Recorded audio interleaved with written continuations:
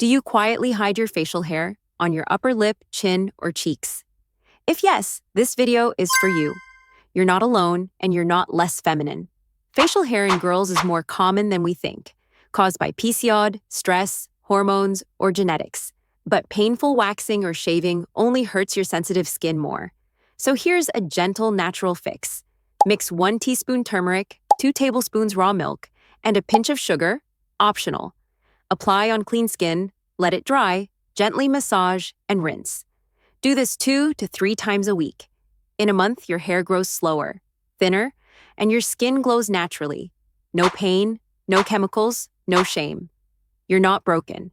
You're beautiful, and you deserve care that's kind to you. If this message touched your heart, you're in the right place. Subscribe Better Health.